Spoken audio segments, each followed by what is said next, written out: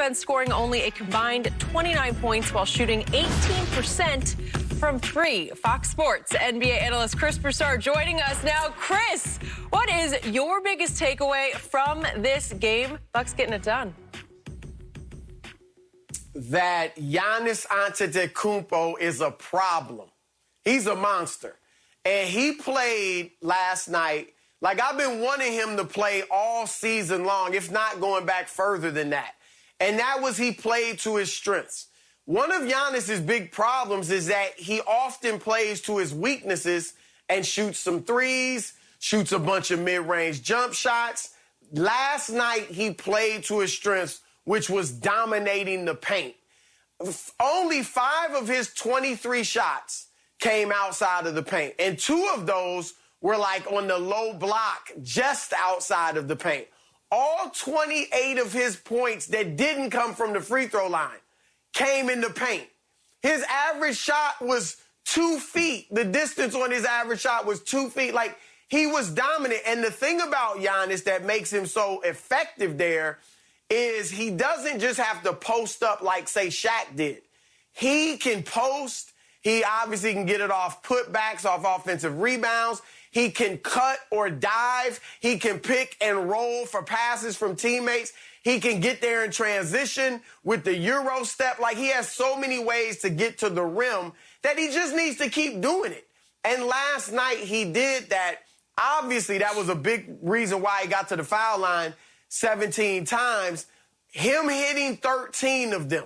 I want to say something about that. Obviously, an aberration, all right? It's only the second time in his 61 playoff games that he's ever had 10 or more free throw attempts and made more than 75% of them. That said, I think this speaks to Giannis's mental toughness. The fact that he will keep drawing fouls, the fact that he's not shying away from contact. This is a dude that not only misses free throws, he airballs free throws, like frequently. Like sometimes twice a game, he'll shoot an air ball. That is incredibly embarrassing for one of the best players in the world, a 2-time MVP, but he doesn't care. He keeps attacking, and he's going to have a night occasionally like he did last night. So to me, that's mental toughness. We saw what happened with Ben Simmons, but his aggressiveness, it's what got DeAndre Ayton to some degree in foul trouble. Ayton's fourth foul was on Giannis. That got him out of the game early in the third quarter. And, you know, Ayton, who had 16 points, was dominant in the first half, wasn't able to do anything else in the second half going forward. So Giannis, to me, this whole game was about Giannis. Even early, guys, 4 of his 6 assists in the first quarter, he got Brook Lopez, Bobby Portis, great layups and dunks at the rim with nice passes. He got Drew Holiday an open 3 in transition early, and Holiday obviously was able to get in a rhythm from there. So this was all about Giannis to me. Let me ask you a question. Now, we saw Giannis play equally as well. So if Holiday came into the game shooting 31% from the field, shooting 14% from the three-point line. So if Holiday doesn't shoot 57% and 50% from the 3, even if Giannis has that game, you think they win? No, I mean, you need contributions, so from Middleton that's where I went. Holiday later, but I went with Middleton and Holiday because we have seen Giannis. Giannis was averaging 31 and 15. Giannis really couldn't do any more unless his other guys came along. He needed to get what CP3 was getting from Booker and Ayton, what he was getting from Booker and Bridges. That's what Giannis needed from Middleton and Holiday. And what we've seen, right on cue, what happens, Chris, when they're on the road, they so-so. When they come home, they're world beaters. Giannis is going to be a world beater regardless because he's Giannis. He's a superstar. He's one of the 5 best players in the NBA. So he's going to be him. But what you also need is your guys that you count on the regular, which is Holiday and Middleton, is to be that. And they were that last night. Can they be that again in Game 4? Just think about this, Chris. Holiday was shooting 14% from the 3. He shot 50% last night. He was shooting 31% from the floor. He shot 57 last night. So he's going to have to continue that. Now, they're going to have to slow down Giannis. You can't keep letting him get 40-plus and 15 rebounds, or you're probably going to lose because all he needs now is one other guy because Middleton is due for a breakout game. Middleton is due for an efficient 25, 30-point game. And if you pair that with Giannis, you're going to have your hands full. But I thought the biggest reason, Giannis was Giannis, but Giannis was great in game 2. He didn't get any help from Holiday and Middleton. He got help from Portis and Connaughton also. But I thought those two guys were really key in them winning. My turn. So to Chris's first point, last night, Giannis scored all 14 of his field goals within 5 feet or less of the basket.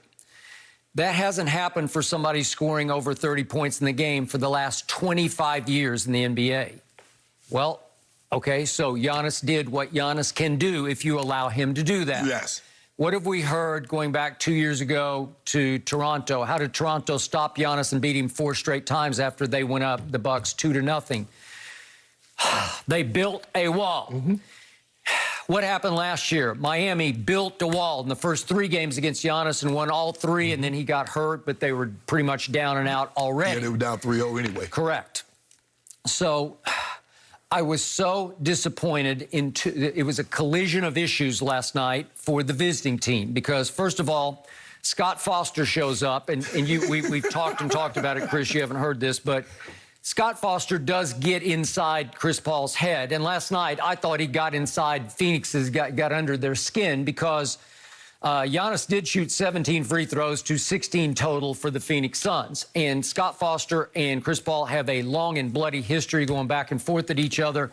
And Chris is now 0-12 in playoff games, refereed as the head referee by Scott Foster. So it didn't help that Scott Foster quickly got DeAndre Ayton in foul trouble, and Ayton wound up playing only 5 minutes in the second half and scoring only 2 points. Well, I fault Monty Williams. I'm a big fan of Monty, but I think he got full of himself, got carried away with the fact that his young emerging star 7-footer can guard Giannis. Not if Scott Foster is refereeing, because probably not if I'm refereeing or Shannon's refereeing, because it's just hard to guard him by yourself. Right. So they have not tried to build a wall, and Chris Paul said in his postgame last night, somehow, some way, we have to build a wall. Well, you better start in game 4. This thing's going to turn wildly around, and you're going to be up against it because you're allowing Giannis to score, what's he averaged, 40 points the last 2 games. He's like 35 a game for these 3 games. Yeah. You're not going to win that way. This is how you stop him. You get him frustrated early, and you force him into shooting jump shots that he can't shoot or 3-pointers that he really can't shoot. Right. And, again, some nights he's going to get hot-handed from the free throw line. He's had streaks. He was shot 75% in this league. I got that. But conversely, what I didn't see coming last night was that Devin Booker would go farther south than Phoenix is from Milwaukee because he's such a great shooter. And now we've 2 out of 3 games, game 1 and game 3, he's shot it poorly, like shockingly poorly. And last night was so bad that Monty Williams benched him for the whole 4th quarter. I took exception to it. I thought you put, unfortunately and unwittingly, you put Devin on even more of a 72-hour hot seat because now everybody's focused on Devin Booker is cold and you got to get him out of his slump. And I didn't think Monty helped him if he just let the game play out. Maybe he'd gotten a couple of looks and made a couple of shots and felt better going into game 4. But the point is, they go as Devin Booker goes. So their formula for victory is Devin Booker has to make some early shots, and they have to take the lead, and they have to build a wall and get Giannis frustrated. He hyperventilates early in games. And he hyperventilated last night, and they had to pull him out for a couple of minutes early in the game because he's so amped that he can barely breathe.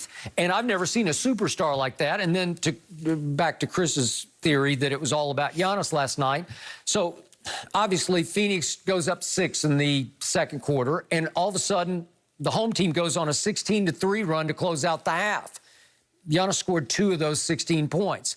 3rd quarter, Phoenix cuts it all the way back to 4. And then what happens? A 24-6 run happens, and Drew Holiday scores or assists on 22 of the 24. So it wasn't about Giannis in either of those runs. he scores a lot of baskets that aren't the basket, but it's hard to overcome 41 points. Yeah. And it's hard to overcome the fact that he got your center in such deep foul trouble that he contributed 2 points in the second half. So collision, harmonic inconvergence of bad variables equaled a bad night for the visiting team. Well, it's going to be a long series, Chris. If you keep letting Milwaukee get 80, 25, and 20 assists from their big three, we're going for a long series. If they let that happen, because it was just the flip side of the 1 and 2, because Chris Paul, Booker, and Ayton got 81, and then Chris Paul, Booker, and Bridges got 80-plus in game 2. Well, it was the flip side. And if you let Giannis get off like this, and he get Holiday and Middleton to come along with him, because we saw this, all this is a reoccurring theme of what happened against the Nets. Everybody thought it was over. They got beat by, 39 in game 2, and it's over. And Milwaukee came home.